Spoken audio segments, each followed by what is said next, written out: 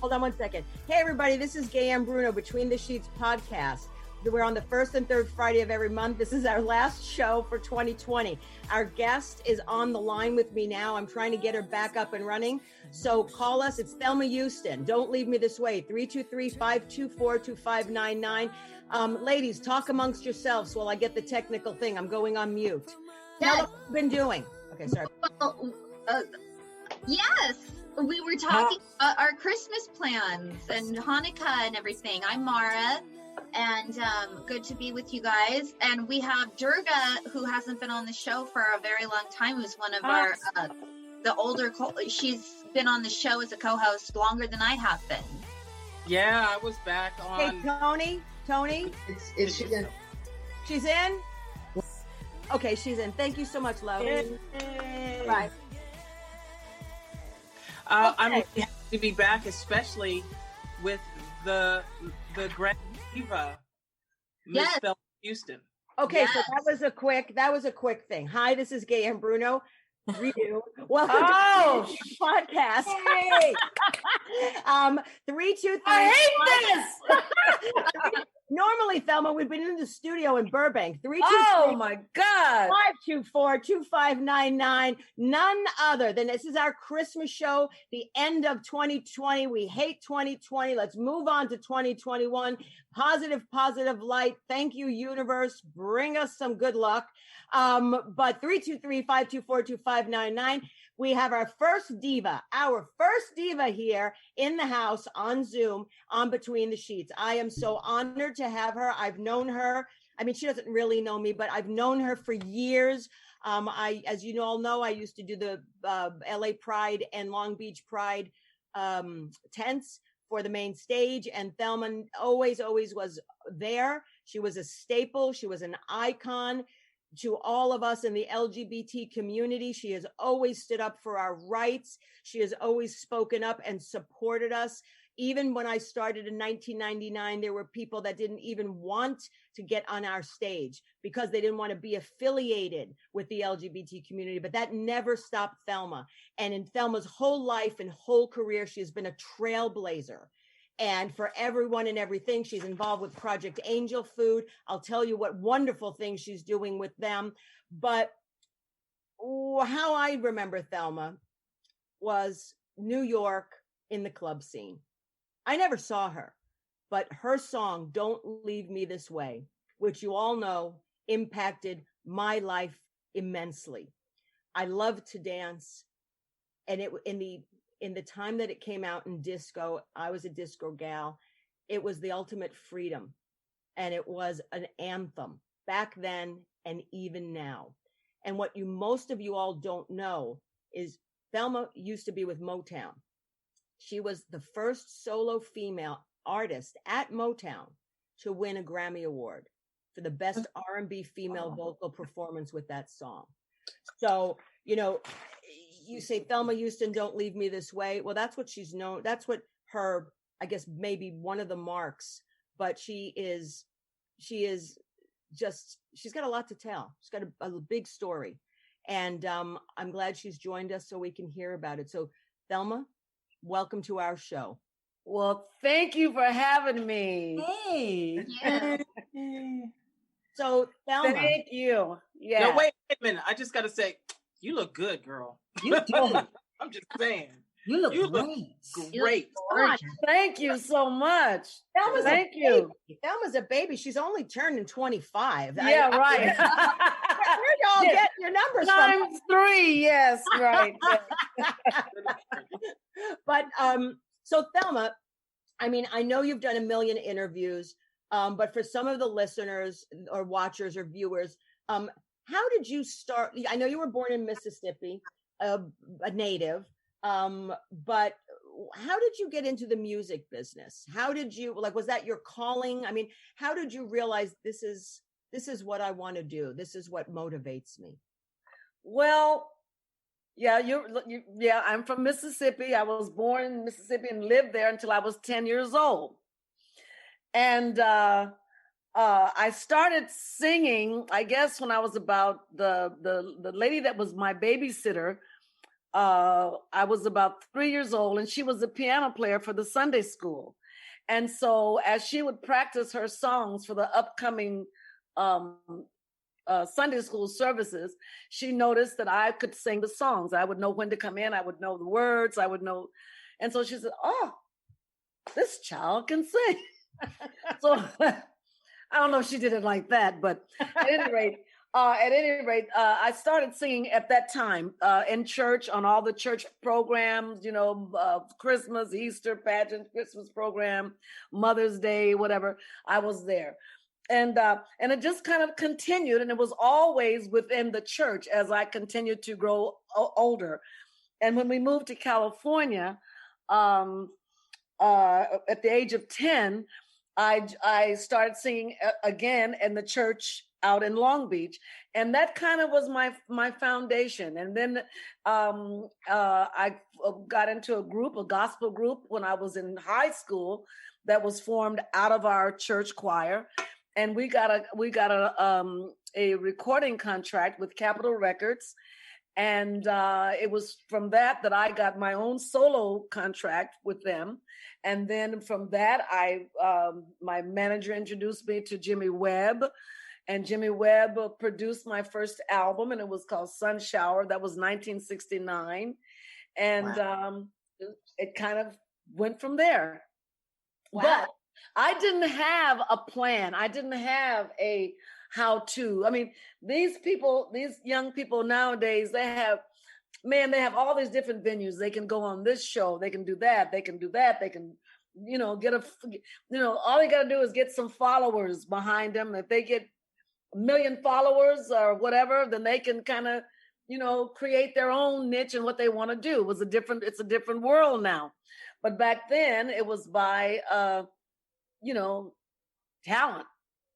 Yeah, pretty much. Pretty much. And you hit the nail on the head. I mean, all these music shows, I'm not saying that a lot of those kids aren't talented. No. I think it's all good. I think that's good. The only thing for me is you have all of this attention. You have, so much exposure for a brief period of time. But then once that show ends and you have to go out there and be in the real world, then sometimes you're limited because you haven't had the opportunity to learn your craft by doing. And I think the only way you can learn it, the art of performance, is by doing it. And you do it on a smaller scale, smaller level, where you can make your mistakes and you can do, but nobody's there, the whole world isn't looking at you making it. Because if you're in front of the whole world and you make a mistake, that could be the end of your career. You see? Yeah. So it's good and bad at the same time. But in my humble opinion. Everyone thinks it's just walking out on stage and looking fabulous and opening your mouth and going, oh, like that. But it's not. You got to be able to walk out on stage, look fabulous, open your mouth, deliver your song after you have been riding in a van for 14 hours or after you have been flying, forever, and get there just in time for sound check, maybe, right? And maybe not. And you have to deal with, man, I did a gig in England once where the sound man was just the most, you ever do a gig where it's the most negative man in the world who just hates everybody? Oh, lots of them. And you have to win that sucker over. You got to win him over and hope that, that the sound, we have to learn public relations. Right? Mm-hmm. Excuse me. Yes. That was beautiful what you played. But could you just not put so many little things and it just play, what's on the chart there, You gotta be able to say, you can't say, what is that? I do. I'll cut the bitch out. I don't care. I'll be looking at the sound man like, when I get off this stage, I'm gonna snap your heart out through your throat if you make me sound like true. But it's true. I mean, I managed a couple of bands back in the day, and they were 80s bands. And, you know, we'd get to these arenas, and if it was an arena or a club that like did rock music, and they were 80s new wave, and we'd go there for sound check.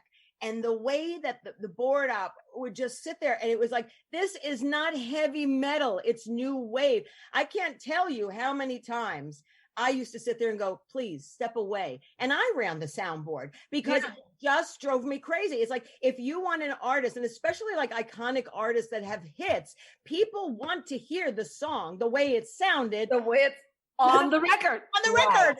And they don't want anything new. They want what's on the record. The record. And they want you to sound like that too. Exactly. Hey, even 90,000 years later. Yep, doesn't matter. Doesn't matter. You can't change. Okay. Hey, Tony, do you have that? Tony, do you have Thelma's hit queued up? Don't Leave Me This Way? Yes, we do.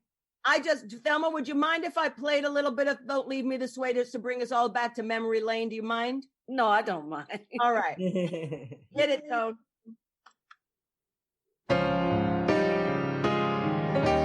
Oh, sorry. Hold on. Tony. Come on. We're not. Hold on. This is more important, actually. We'll go back to Don't Leave Me This Way. But remember Thelma said she hooked up, I mean, not hooked up, but you know what I mean, met Jimmy Webb. Well, maybe hooked up with them. I don't know. Actually, we never hooked up. Got too much information. Oh, that's what you Thelma said. and Thelma met Jimmy Webb. But actually, what's really important now is she's got a new single that's streaming now. I mean, it's current on all music platforms. And this is the video. And it actually is back her and Jimmy Webb. And it's called Somebody Is Standing Outside. It's available on YouTube. So let's play that since that's current. And then we'll take everybody down memory lane. Okay, Tony, now we can do that one.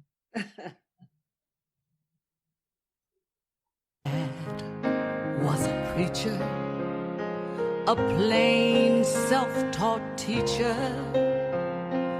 The world was confusing for him, just like you.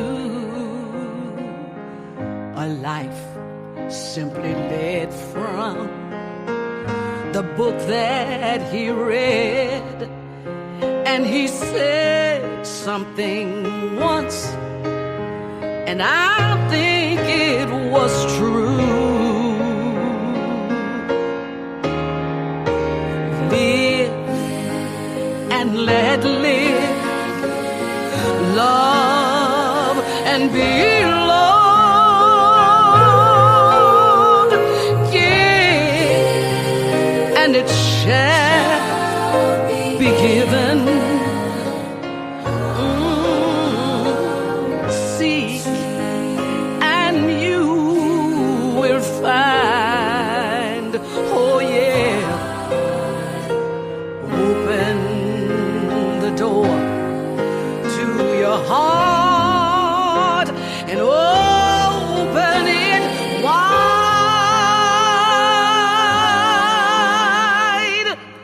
Someone is standing outside.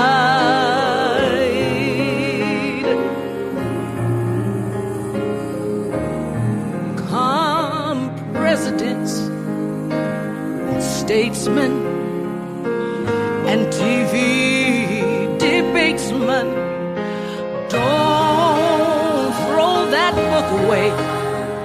It's written for you. Oh. Live and let live, love and be loved. Give and it shall be given. Why don't you seek and you will find?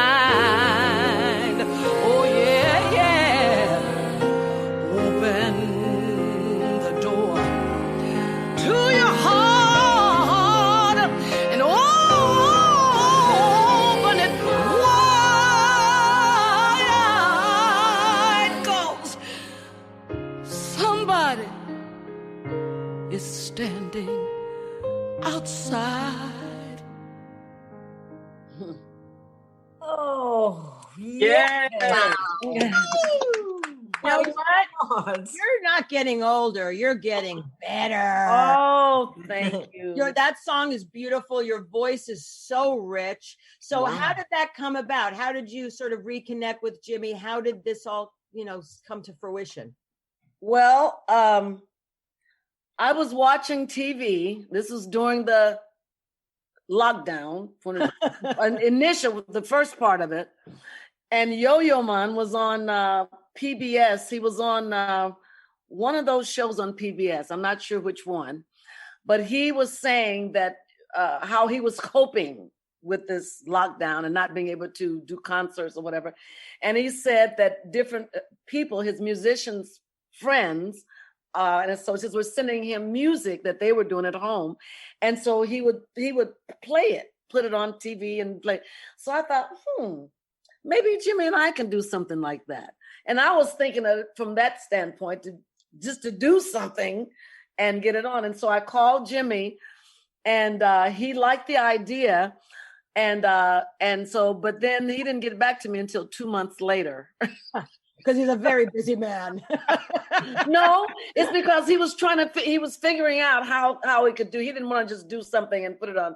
And so he came up with the idea of doing him. He was in New York. I was in LA. The choir is in Canada, and the producer was in Nashville, Tennessee. Wow. And so it came up, and Jimmy had seen some of the marches, the Black Lives Matter marches, and so he was putting it all together for that, because I feel, and we feel that what's missing now is that element of love and not taking care. I mean, there we have people now that don't even care enough to wear masks. You know what I mean? So we've got to open and open your heart and open it wide and let other people, because somebody is standing outside. There's somebody that really needs us. And so that's why we have to do and give and be what we can. And that's what I've learned. And so what started out as just something to do out of boredom turned out to be something that really has a meaning and has a real message. So everybody, if you want to, hold on, let me do a plug. So if anybody wants to see this song, obviously you can keep watching this show over and over again and cue it, but also it's available on YouTube. So it is called Someone is Standing Outside. Thelma Houston and Jimmy Webb. So yes, and Jimmy wrote that song as a tribute to his father, who was a minister. Okay. Nice. Farah, sorry. I was only going to say, like Jimmy Webb, he's a brilliant songwriter, I know, but can you remind us of some of his amazing songs? Because that was beautiful. I love the chords. Okay, some of his songs were like, the way I met Jimmy was Mark Gordon introduced me to him, and Mark Gordon was the manager of the Fifth Dimension, who had Up and Away. And so, one less bell to answer. I'm sorry? One less bell to answer. Less bell to I love that song. That was, Jimmy didn't write that. No, but I like the song. Jimmy wrote Wichita Lineman, By the Time I Get to Phoenix, Up and Away, MacArthur Park. I mean, just, it goes on and on and on. He's just written multitude of songs. Nice. Wow. Mm-hmm. I mean, he's big. He's huge. Yeah. I'm so happy he's still doing what he's doing, because he created a beautiful song and it fits perfectly with you. So like usually we go in the studio, we record. How was it? Was it odd for you, like, to do it in parts, or the way you guys did it through the COVID thing? It was odd. Anything during this COVID thing, this is odd for me. I know, this is really odd. So this is all. I just have to pat myself. Say, Thelma, girl, okay, that's all right now, because this is all so new and for me, and I'm terrible with technology. Terrible. And so it was very, very strange to do it that way. I mean, we went when I went to the studio here in LA, they came out to the car. They took my temperature. They walked me. They escorted me into the thing. I had to sign a disclaimer that I felt okay. I hadn't felt bad. There was plastic all on the floor. You go into the studio where you're going to be recording, and usually sometimes you say, back in the old days, when you're in the studio, you say, okay, run it down. Let me just sing it through one time while I'm out here, right?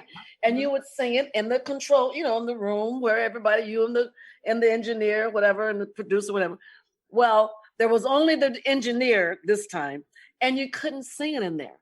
Oh, wow. You can't do you have to go out into the studio. Oh. Yeah, into the sound booth by yourself. Nobody's out there. The person that took that video had to be way far away from me. That's why there was only one angle. And so it was all, and Jimmy, it was odd. It was odd. And I was amazed that it came together the way it did.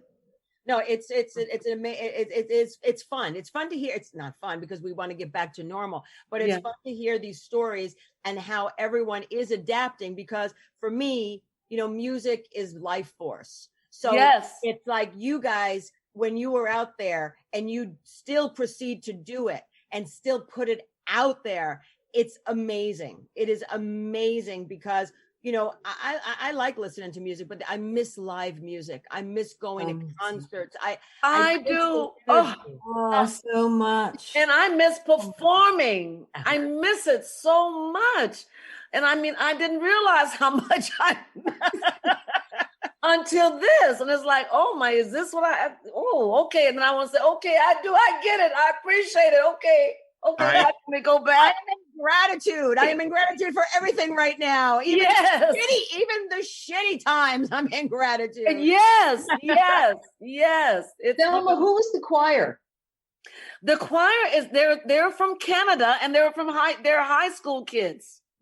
Wow. High school kids, and they had submitted some music to Jimmy for Jimmy to hear, because they wanted to do something with him.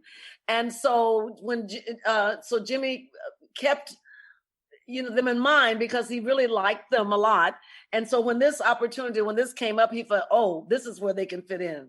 This will be a good, really good for them. And it did. It blended in really, really well with what it was perfect. I mean, more perfect and like a perfect marriage. Yes. Video. It's so kudos to you and Jimmy and the kids in the choir, because it's beautiful video. And the vocal arrangements was done by a young lady who was like she's in high school. Those are her arrangements, vocal arrangements. Wow. Yeah. Oh, it's wonderful. What an opportunity. And thank you, Trump. Let's keep taking music out of the school system, really. And I'm so glad he's gone. Not to make it political. I'm so glad he's gone. See ya. Don't let the door kick you in the ass. Yeah, right, exactly. So now I want to take people down memory lane, because I want to play Don't Leave Me This Way. And okay. Jenny compiled something that we're going to share the screen after. But Tony, can we cue, please, Don't Leave Me This Way? Everyone, let's go way, way back. Get your dancing shoes on.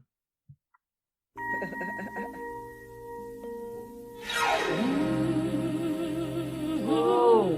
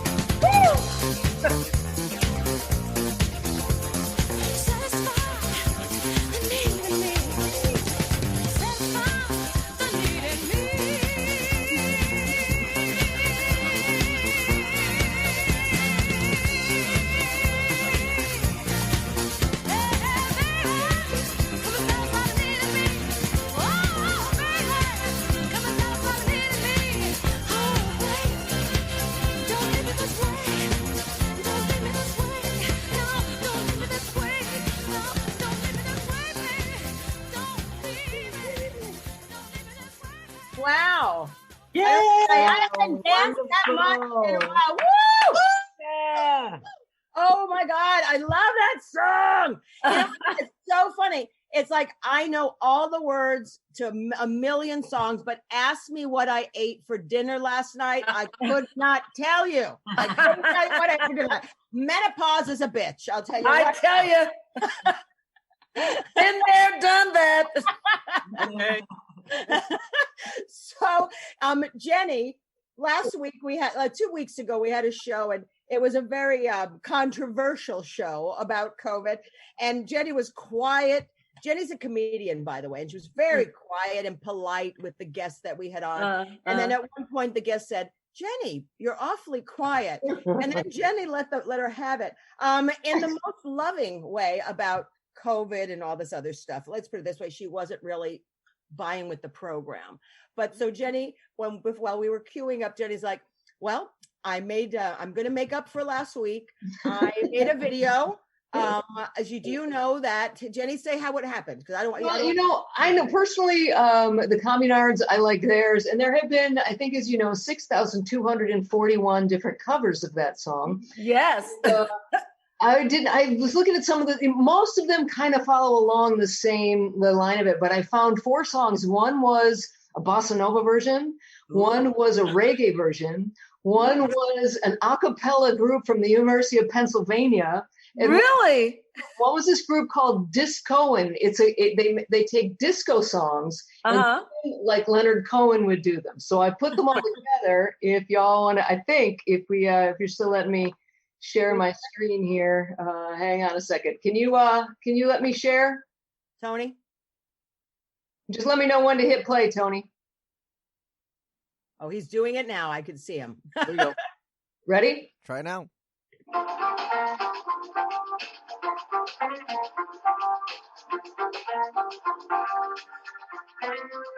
Baby, my heart is full of love and I desire for you. Hey. What you gotta do? Started this fire down in my soul. I can just see it's burning out of control. So come satisfying the need in me. Set me free. Set me. What's the next one? This is the reggae version. Yeah, Mom. This is Kashif Lindo.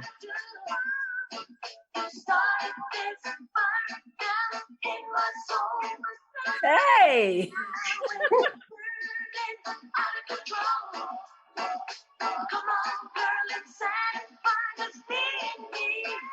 Oh, now.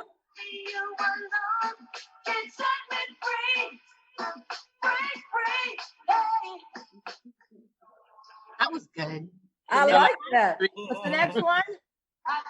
This is an a cappella group from the University of Pennsylvania. Oh, okay. Put the volume up, Jen.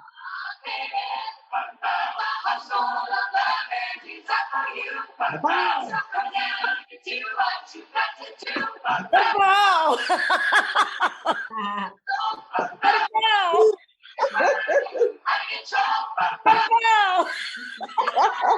Oh.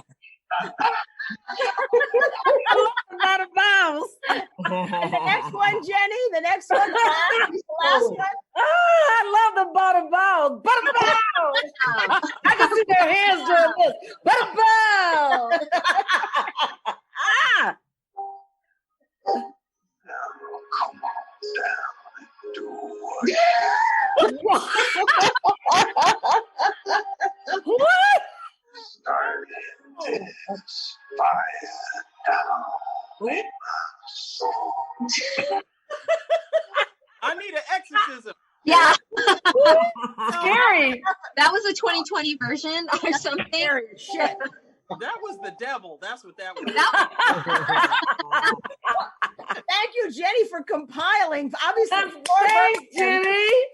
that I had no idea existed out there in the universe. That's fabulous. You know what? I know that every popular song, there's always a reggae version, but I had never heard the version of "Don't Leave Me This Way," and I was always been kind of insulted. Always felt insulted by the whole reggae nation because they didn't do it. So I'm glad that they've been redeemed. Well, there you go. Thank you. That's so cool. Thank you. I like it.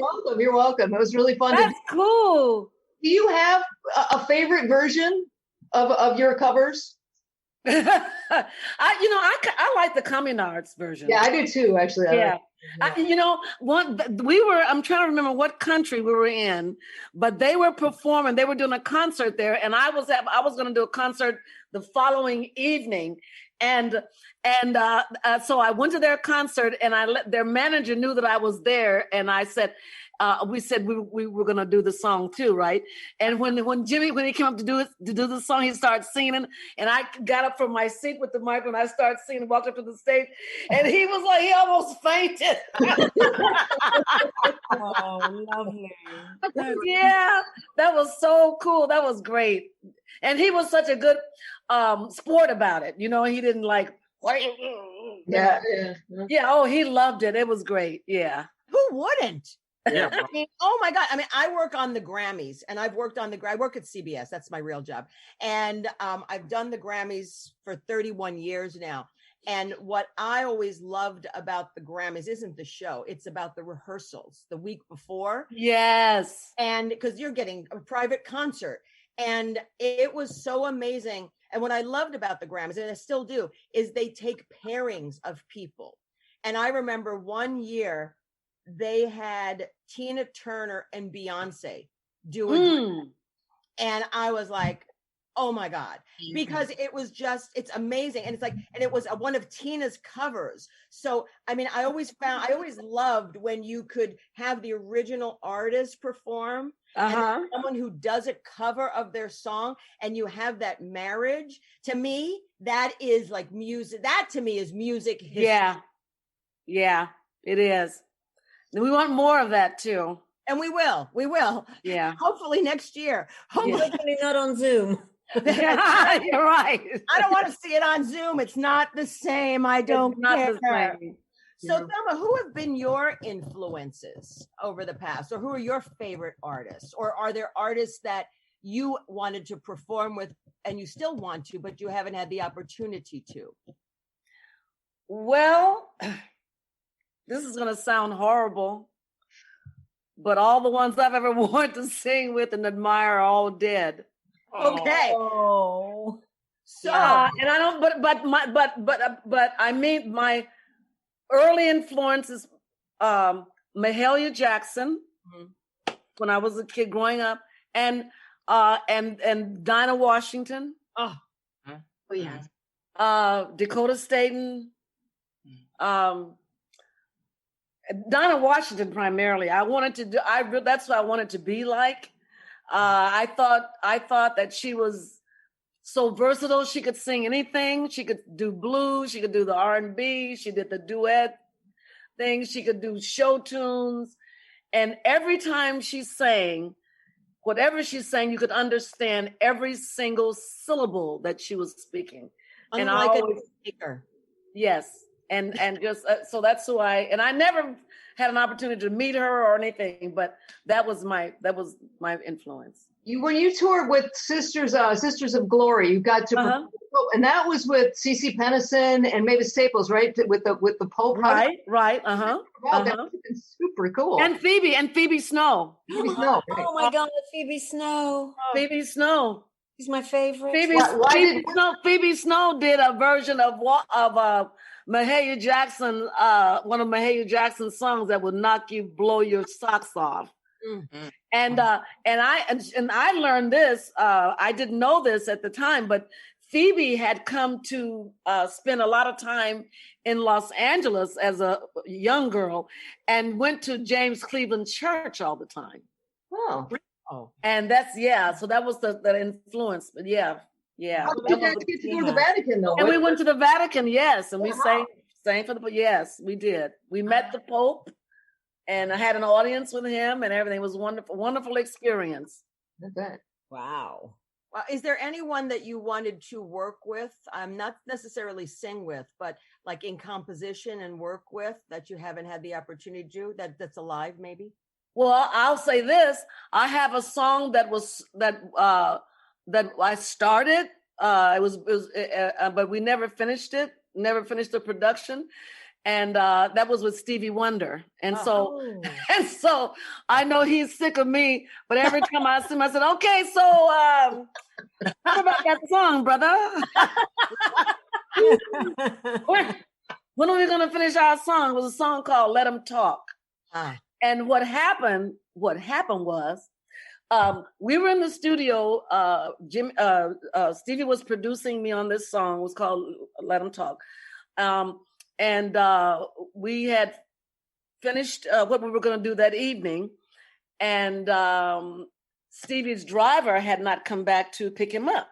So I said, "Well, I'll give you a ride to where you want to go." So here I am, and Stevie said, "Okay." So Stevie gets in the car, and my old beat up, run down, I don't know, whatever it was at the time. And I was thinking to myself, like, girl, you have done it, baby. You have Stevie Wonder in your car. Shit. Woo!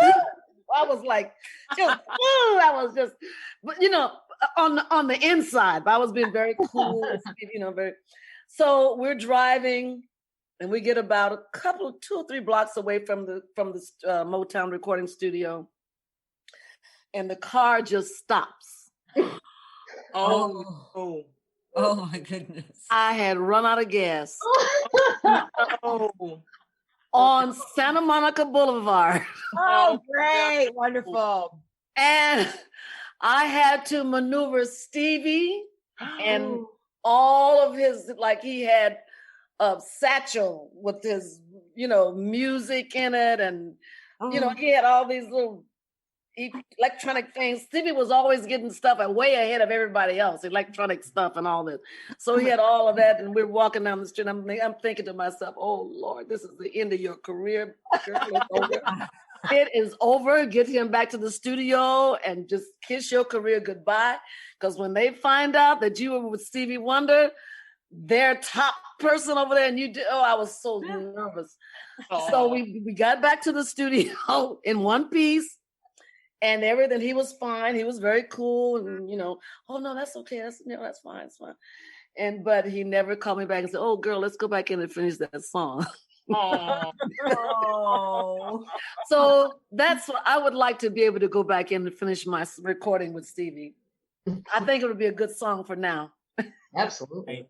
Yeah. I have a question. Is there anybody like contemporary that you've heard in passing and thought, ooh, that's kind of inspiring. That's kind of fresh. I'm feeling that. Is there anyone in particular that's out like now doing stuff that you really like? Oh yeah, there's a lot of stuff out now. I mean, I can't, there's as far now, there's stuff that I like, but I don't know if it's necessarily stuff that I want to record. Right, of course. No, but I was just saying. But yeah, there's lots of, a lot of them I can appreciate. I like that I appreciate. I like Liz.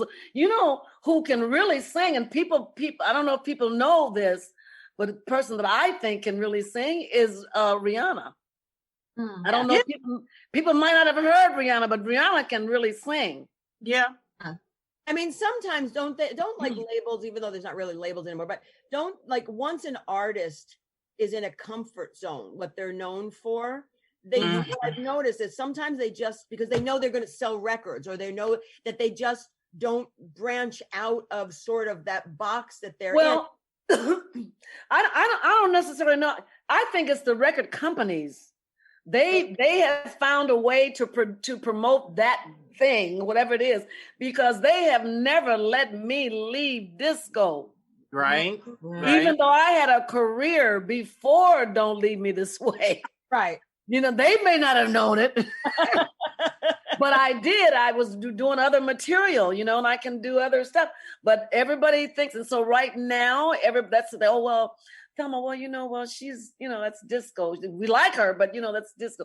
So it's I don't know if it's necessarily the artists, but the record companies put you into that thing. Hold on, ladies. And they will not let you leave it. We have a caller. Caller. Yay. Hello. Welcome to Between the Sheets. You're on the air with the ladies and Thelma Houston. What's your name, please? Hello, my name is Tanya. Shake and Bake. Hey, Shake and Bake. How are you? Good. What's up, ladies? You guys all look great. Tanya, Thank you. Hey, Tanya, do you have a question for Thelma Houston? I have a question. I want to say I'm a big fan. You have an amazing voice, Thelma. Thank you for letting me watch this. And if you ever want to come and be on a stage, I have stages. But not quite yet. And Black women should be leading. So yeah, so you rock. We are. Thank you. Thanks, Tanya. Bye, Tanya. All right. Thank you. Talk to you guys later. Later, Gator. Question for you, Tanya. I have a question for you, Thelma. You know, when I was looking up some of your stuff and the things that you've done, like you said, they kind of kept you in disco, but you consistently worked musically from prior to Don't Leave Me This Way to now. You're still putting things out. You had the really cool album of covers, like done by men, but women's songs. Mm-hmm. You had a bunch of like really crappy things happen to you throughout the course, and it seems like you've maintained such a good positive attitude. You had you were, speaking of Dinah Washington, you were set to play her in a movie. You were supposed to do Bessie Smith in a movie, and they started to happen and then didn't. Do you know the thing from Mahogany that they gave that was supposed to be Were You? They gave it to Diana Ross. Do you know where you're going to? So like all of those things where you're like this close and then it doesn't happen. How did you keep your positive attitude toward things? What did you look to in your life to keep you going and, you know, help you just to keep pounding through and being talented and current and relevant all this time? Well, you know, what I have always wanted to do is, and I'll put it like this, I've always wanted to sing. But I've always wanted my way of making a living to be through singing. And so that's been my goal. And the other things aside of that, I mean, like the Grammy, I love that. That's great to get that kind of recognition and all the other things. But I have always been able to, once I started doing this and said, this is what I want to do. And this was back in it's been now 50 years. I haven't done anything but this. And so that has been, you know, if that doesn't happen over there, then something else will come along somewhere else, but I'll still keep working. And I've never been asked not to come back to when I've given a show, said, get out of here, don't come back anymore. They've always wanted me to come back. And so that's what's kept me going.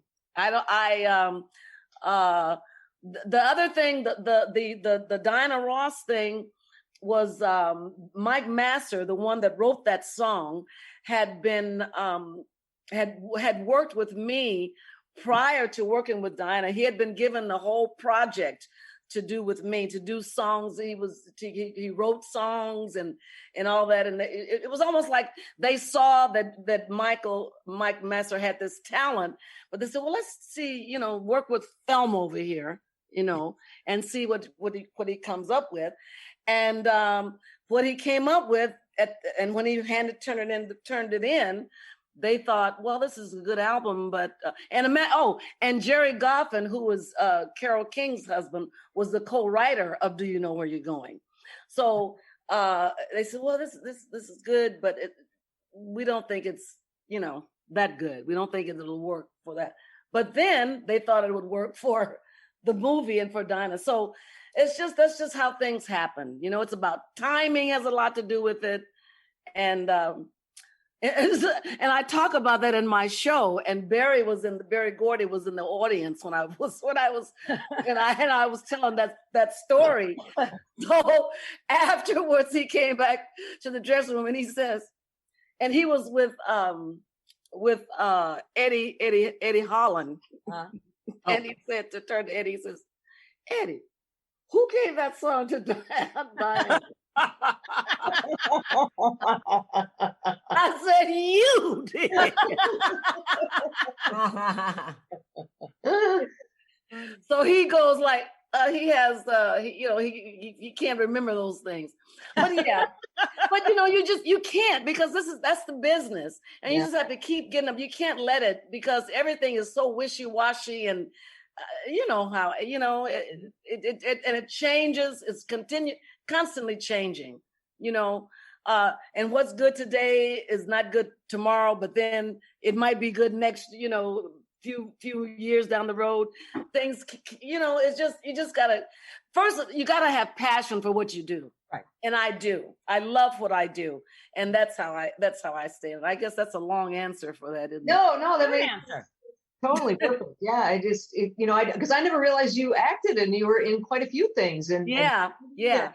Now the Dinah Washington thing, the Bessie Smith, that really was they had written a script and all that.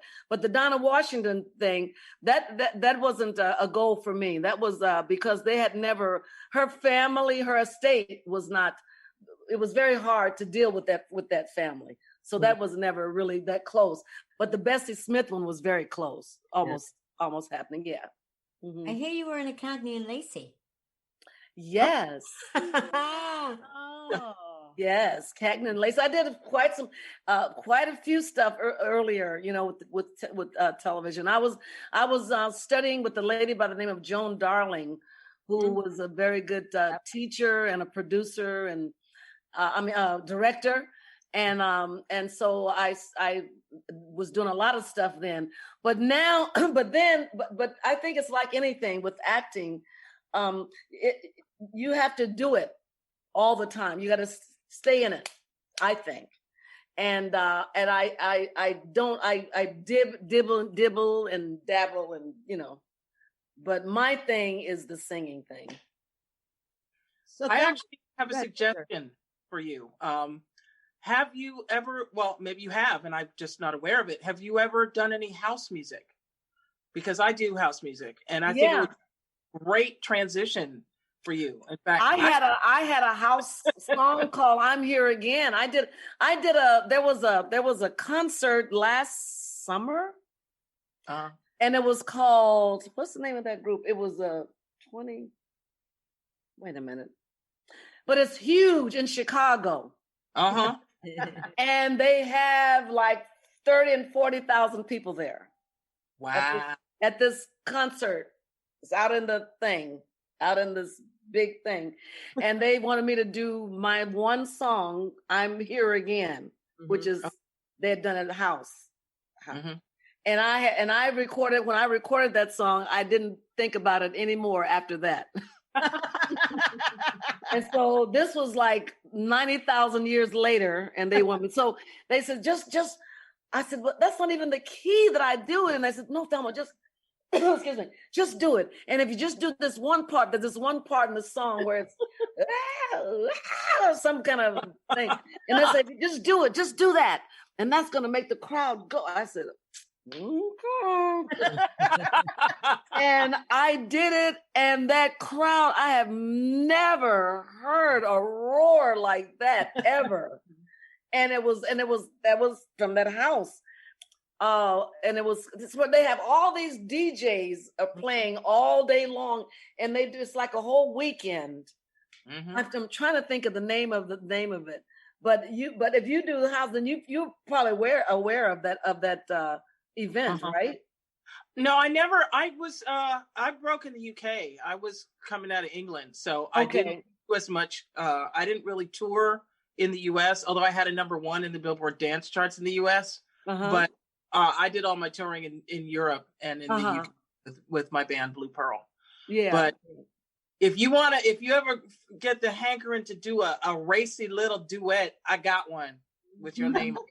It's called Mama's Gonna Drive. It's about an older woman with a younger man. Ah. Ooh, That's nice. Thelma style. I've been there a few times. But you know who made, I mean, like seriously, Jean McClain, otherwise known as Pepper Mache. She made Yes. I know Pepper. Pepper, yeah.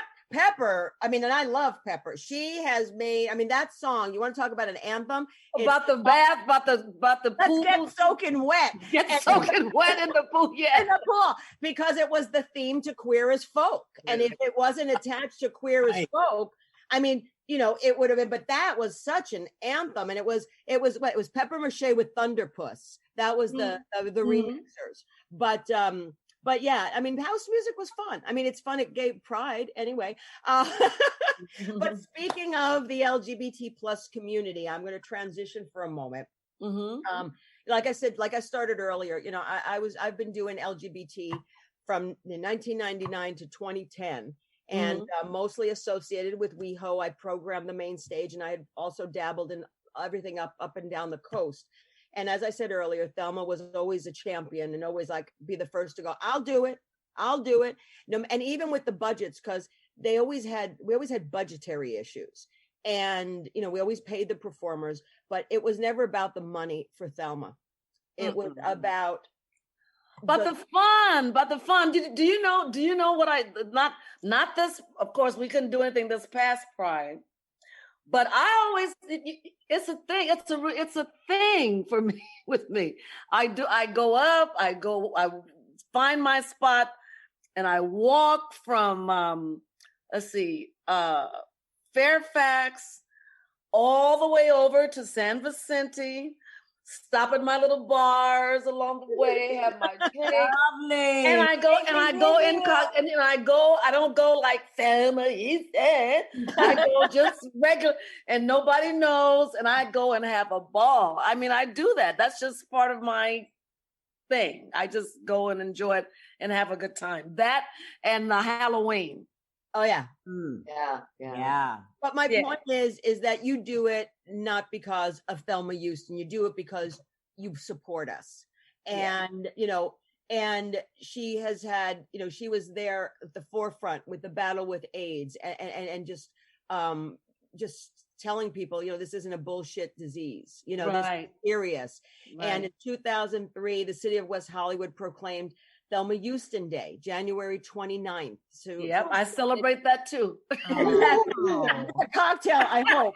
And I go in and I go to Mickey's and all go along. I says, well, this is Thelma Houston Day. So drinks are what?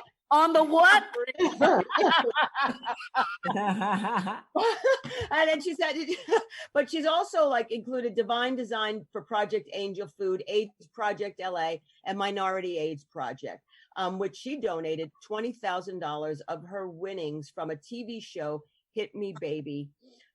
She also is active in the Beverly Hills and Hollywood branch of the NAACP and a longtime supporter of the HRC. But I want to bring up the Project Angel Food thing because you have released a virtual special called Thelma Houston's Virtually Yours. It's available to stream on demand through January 31st of next year, and a portion of the proceeds benefit Project Angel Food. The link that says, please mention, for the direct link to stream on demand this concert, go to the homepage of www.thelmahouston.com. So obviously Stephen Ford, who is your man, and I've known him for years, he'll kill me if I play any of it, and because I don't have a snippet. But can you tell us how that came about? Because it's a virtual concert. It's again you adapting to what's going on right now. So how did that all come about? Because I was going nuts with nothing to do. Stephen pulled us together, and I said, well, do a concert with, I said, where, how, do what, when, what? He said, you just, well, it's just a concert, and you just do a concert. You just do a concert with a concert. And I thought, okay. Anyway, we figured it out. And the biggest challenge for me was not having an audience. Mm-hmm. And so that was the challenge. So I had to make that camera the room. So I had to work the camera for the room. And I was happy with it. I was happy with I got to do some things that I probably wouldn't get to do in a concert. Like I have one of my friends, we did a Paul McCartney song, Let It Be, and I did it with the cello. Oh, wow. Yeah.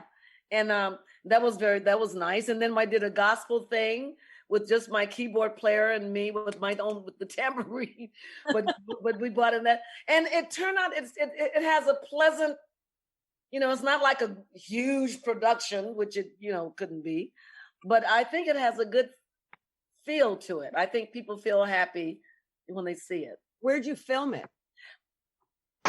Where I'm filming this. So the Thelma Houston right here at Studio at Concert Hall. At Studio Thelma Houston. That's cool. I wish you could see. One wall is disco, like disco balls hanging with the tinsel. This is my mantle, my Christmas thing. Nice. And I have a library that's in another room. And I have Nice. Hey, we do what you gotta do, We do what we gotta do. Hey, I want to ask you another question, because I've had the pleasure and the privilege of seeing you up this close since you're like on the camera. And I am drinking in your features, because what part of Mississippi, where in Mississippi were you born? I was born in the Delta, in Leland, Mississippi. Okay. Because what? My mother's people, my mother and my aunt and my grandmother, they're from Louisville. You look like my grandmother. Really? You have the same kind of feature area. Your nose is very similar. I'm really seriously wondering if we're not related. They were Rileys and Dooleys. Do you have any Dooleys in your family? No. No. 23 and me. We'll figure Not that I know of. Not that I know of. But this is what I just learned recently. Mary Wilson of the Supremes. Yeah. And Mary Wilson was born in Greenville, Mississippi. Oh, okay. And Greenville, Mississippi and Leland, Mississippi are just like this, right next to each other. Wow. And we're the same age group. So I was thinking, isn't that something? The same two girls, we're from the same place. She went to Detroit and she had the experience of going with Motown at this early age. My family went to California. I didn't get to go into, but then at some point we did come together.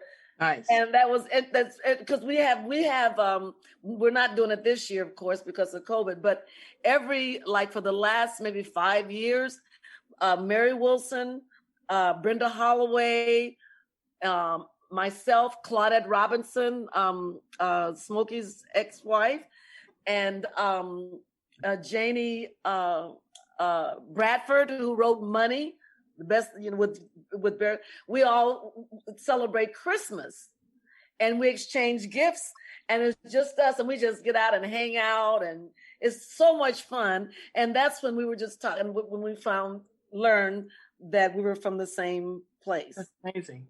Yeah. Well, so the Rileys and the Dooleys. I have to remember that, because you never, Here, look, I don't know if you'll be able to see. No, you probably can't. That's my grandmother. Oh, yes. You favor her a lot. Very Okay. Wow. See? Very pretty. So I'm gonna start telling people that you my cousin. Okay, this is my cousin.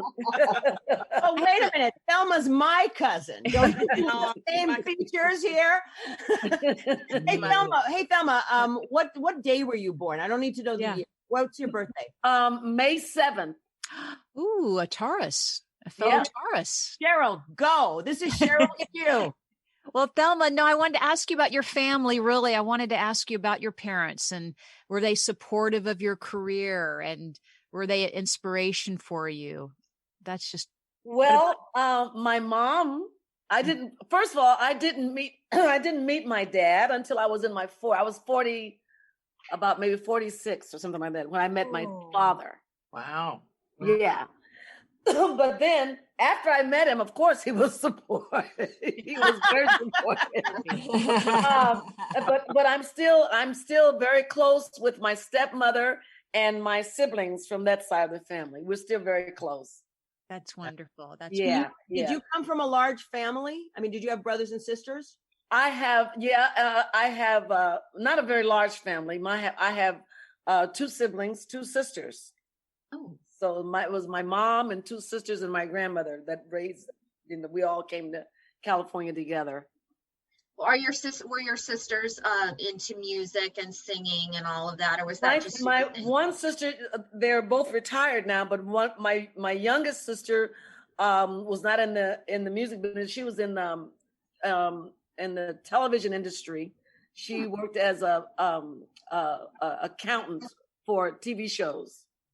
Okay, that's very different from your path. Yeah, and my other sister worked for she was worked in the customer service and for the telephone company, Pacific Telephone.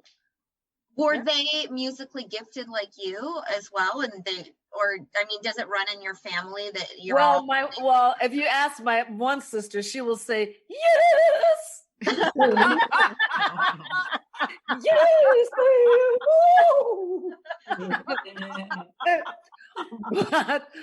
but not really. No, I was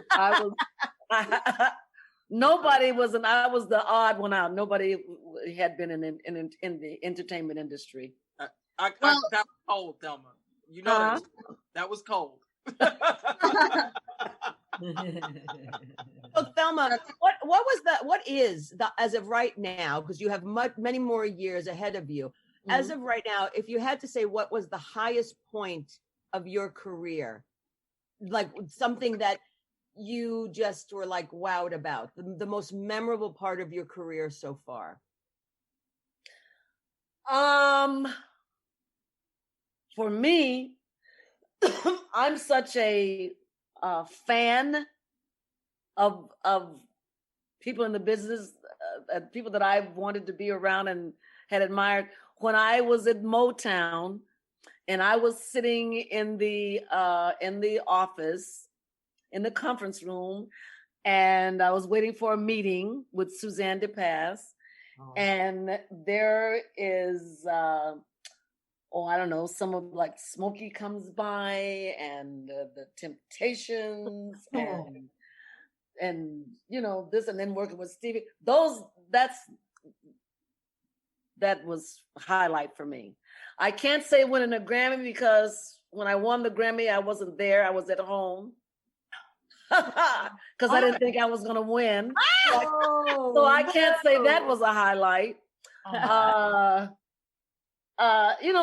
think that was it. Just being around people that I admired so much. That was it for me. When I look around and say, damn, I am up in here with them. I mean, I'm from Detroit, and so we're really super proud of Hitsville and that cool little place on Grand Avenue. What was that like? Because I've seen a couple things about it where like they talk about how it was kind of competitive, but not, and it was sort of a family thing, but everybody wanted to be, because you guys all were on each other's albums and records and stuff. So what was the camaraderie like with all of those performers there? Well, now that's the part that I enjoy hearing those stories, because I joined Motown when they came to move to California. Ah, okay. So I wasn't a part of the Detroit part, but I like to hear those stories. And I went there. I just went to Hitsville oh God, maybe 10 years, 20, maybe some years, 10, 12 years ago or something for the first time. And I was amazed at how small it is. And in that little room where everybody was, I thought, how did all those people fit up in this little room? You know, it was amazing. And then to see the living quarters of where Barry was living with his family and all that in there, it was, but I love hearing the stories that they tell about it at that time. But by the time they came to California, I think they were spreading out into the movie industry and things changed somewhat. So it wasn't that part of it was not, I didn't have like the Supremes and the Temptations singing back up on my song. You know what, Thelma? It's their loss. They're lost. Okay. Now, back in the day in general, and I don't know, I mean, there used to be obviously rivalry. Did they ever pit you against someone as a rival, like for competitive purposes? Not to my knowledge. Okay, cool. It didn't work. They did. No, exactly. Because sometimes, I mean, because obviously, you know, back in the day, and even now, I mean, they just like, it's like the record labels pivot, the different record labels to compete against each other will sort of manipulate some sort of competitiveness between this artist and that artist. And yeah, for publicity and stuff. Yeah. No. Not that like I said, not that I'm aware of. Well, that's good. There could have been a lot of it going on. I just was so oblivious. I was just so happy to be there. I mean, wait a minute now. Who's going to compete with Thelma Houston? I know. You would have won. Nobody's going to compete with her. Are you kidding? No, of course not. No, I look, I'm just asking a question. That's my you trying to start something. Lesbian drama. We all know and love it. Thelma, have you ever been married? Do you have children or? I've been married 3 times. Good for you. Yeah. Okay. And I do have children. I have two children, 4 grandchildren, and 2 great-grandchildren. Wow. Oh. And are any of them in the business? My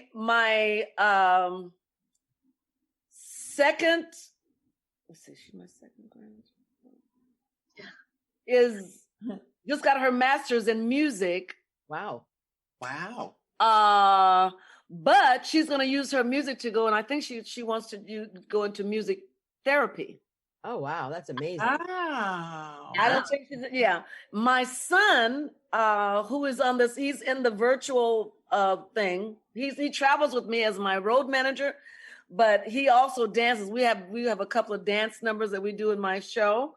So he's on the virtual thing, and we wrote a song together, and he's rapping on it. Oh, nice. Yeah. And let's see who else. And my daughter sings very, very well, but she never really wanted to go for it. You know, but she's a very good singer, but she sings in a choir and she sings in a group, and, you know, so she's happy doing that. And it's her daughter that got the master's degree.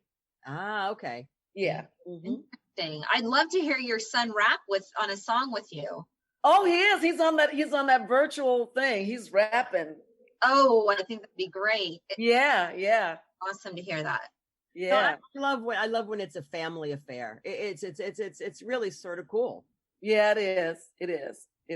And Thelma, you guys both mentioned playing in the UK, and I know I talked to Janet Robin, and she does a lot of stuff in the UK. Beth Hart, like huge in the UK. Mm-hmm. What is it about the UK that is so good for female artists that you guys? Because they like us.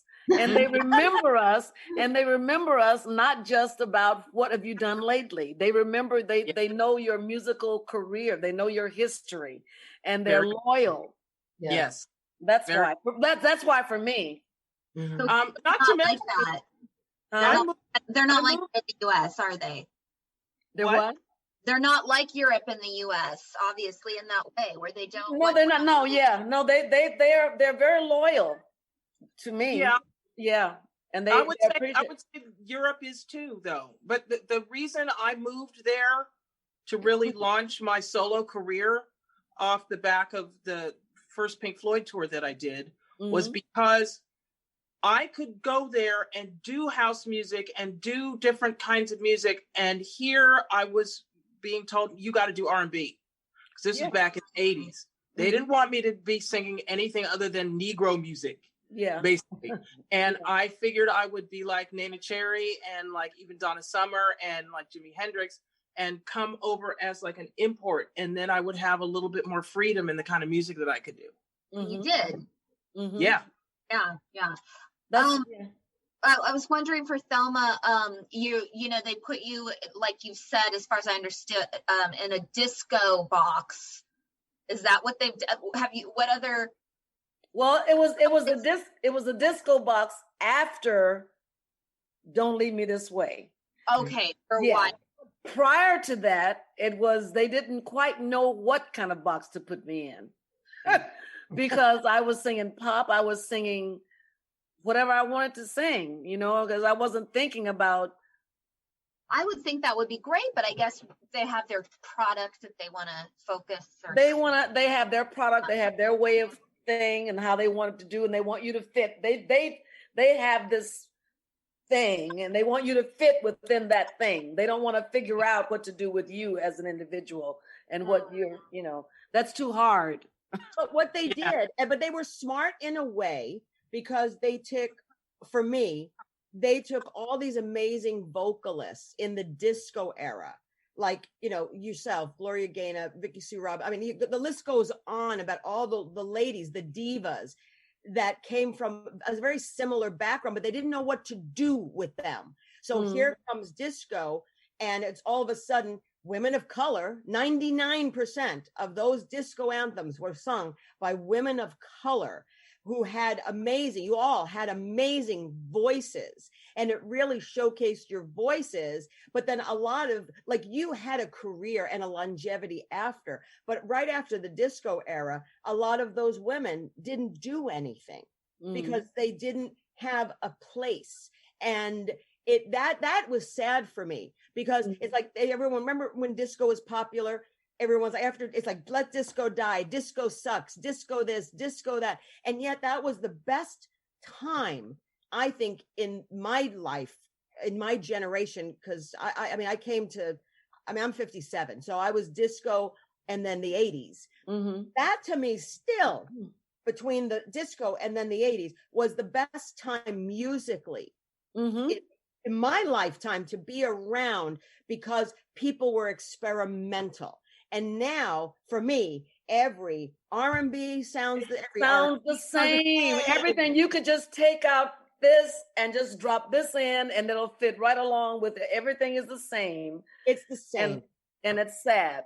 It is. I mean, it's the production. A lot of the producers, they're using the same effects and the same programming, and they're all on Pro Tools or whatever the hell they're using, and it all has a homogeneous quality. Whereas back then, you know, with a lot of the technology, a lot of it was new. So people were using stuff in ways you weren't supposed to. And it actually even went back to the 70s. And like Pink Floyd, you know, they were running vocals through a Leslie amp, which is normally used with a Hammond keyboard or something, and making this swirly sound that no one had ever heard before. But people were like, well, what happens when I push this button and put the voice through here? So you got these iconic sounds that. And now it's all. But that's the thing, Durga. They stopped experimenting after like the 80s. They stopped experimenting, and I think, my opinion, it stopped being about the music. It became about how much money we could bring in. That's what it became.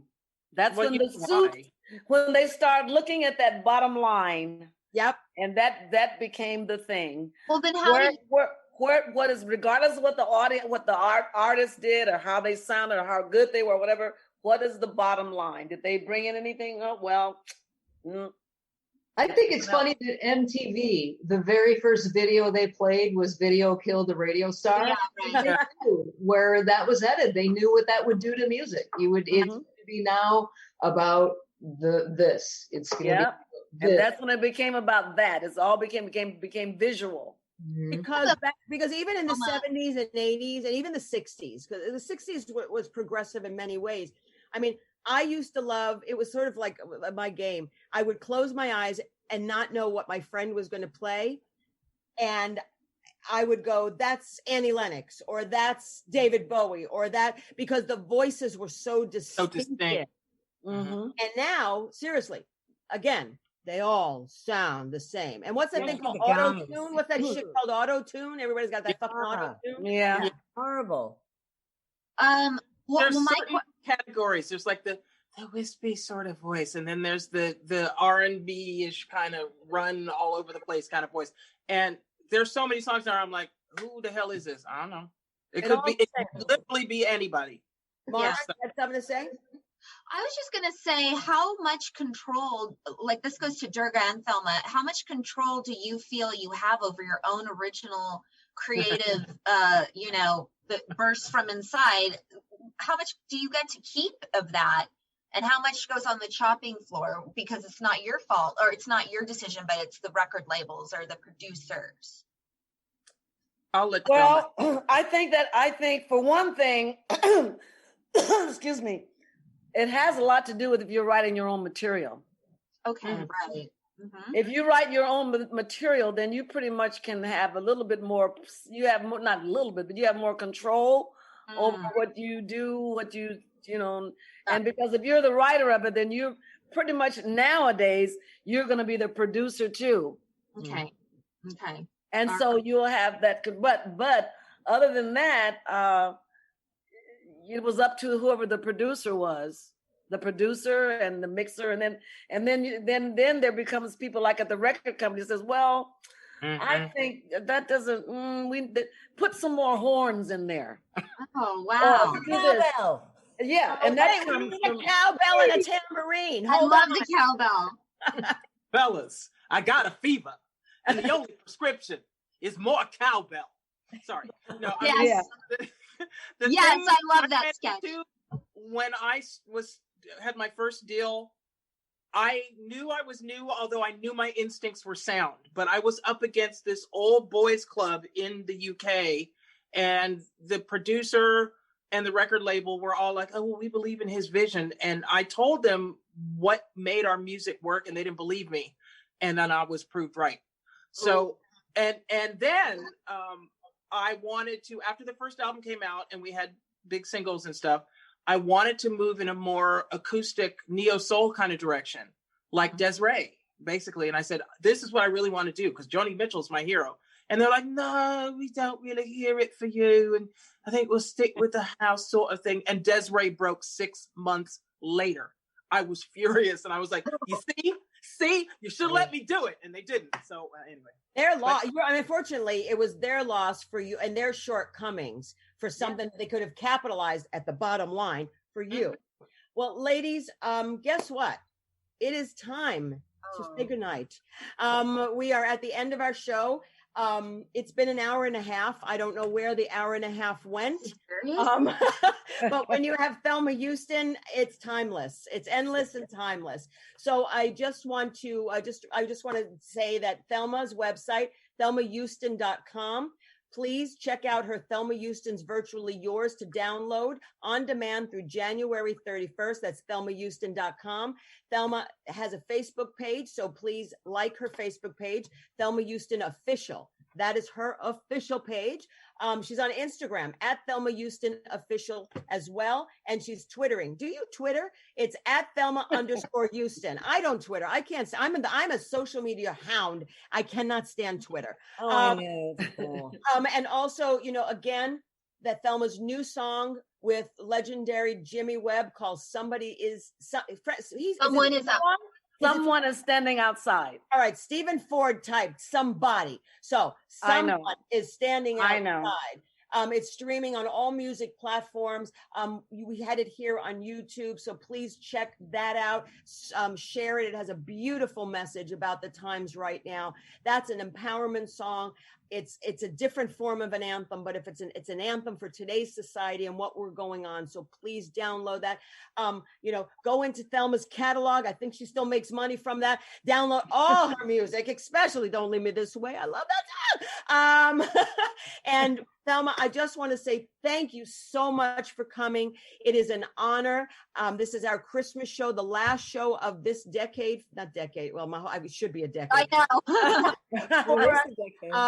I just want to say, really, it is an honor and a pleasure. Everyone, this is what we're about. It's about love. It's about taking care of each other. It's about, I'm a rule breaker, but when it comes to life and death, don't break those rules. We gotta do the rules and do the rules and follow the science, because they know this thing. We don't. Exactly. Everybody on this call, we're creatives, we're eclectic, we're eccentric. We are the people that go left when everybody goes right. But sometimes you just gotta follow the right way. It's not about keeping yourself healthy, but it's also having responsibility for your neighbor. And this is the problem of this country with the last 4 years. It's always been a selfish, egocentric. Very selfish, and we don't want that. That's why this gotta go. So Biden is in, Kamala's in. This is the new hope, the future, but every bit of our self helps. So please, let's go back to the old adage. Let's love your neighbor. Be kind, be compassionate, have empathy.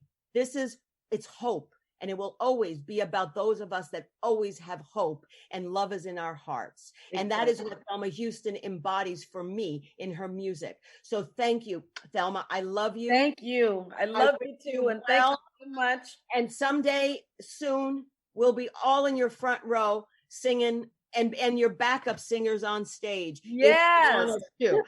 We've got our own choir.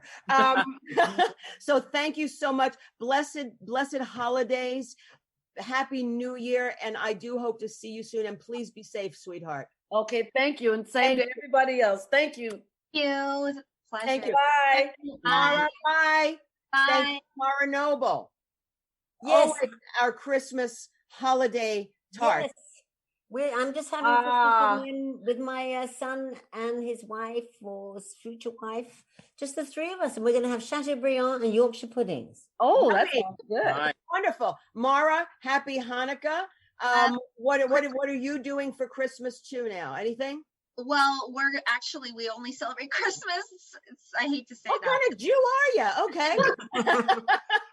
I guess, but yeah, I'm going to be going to my dad's for Christmas, as I always do. He's in Palm Desert, kind of by Palm Springs, with my sister, and just really having a nice. I haven't seen him for months, so it's going to be a really special Christmas to see him.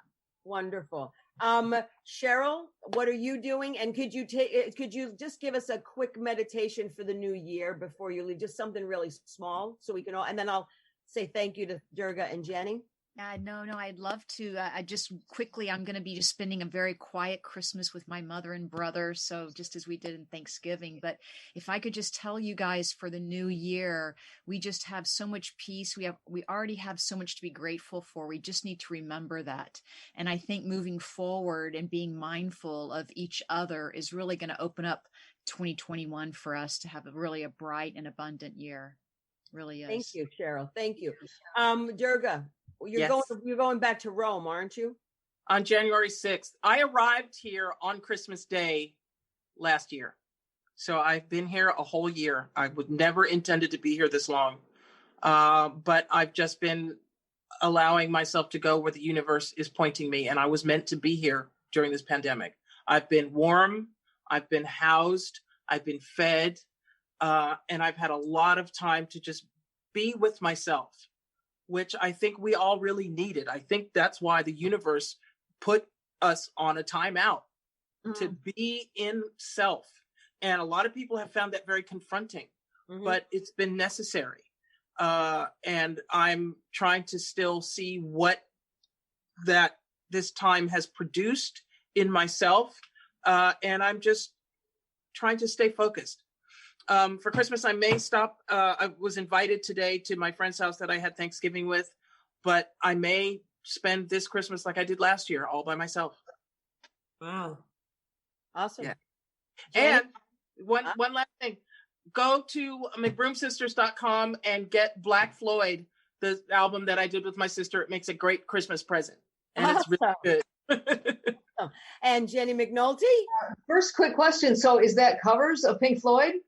Half covers and half originals. Some of them with the guys that we toured with Pink Floyd.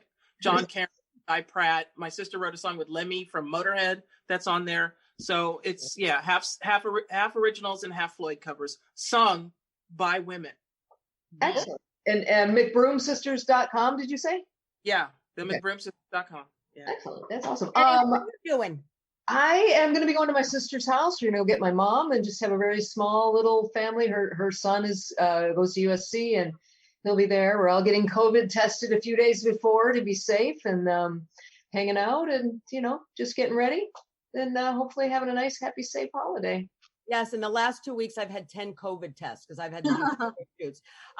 Anyway, it's my birthday. My birthday's December 27th, and last year we were celebrating at a friend's house with 325 people, and now it's just going to be me and my mom and my roommate.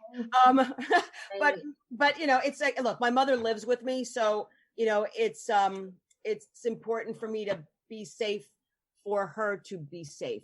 Because I have enough guilt being Italian and an only child. I don't want to have the guilt of, oh my God, you fucked up, so you killed your mother. That would not go over well. So in any event, Merry Christmas, everybody. Merry Christmas. Merry Christmas.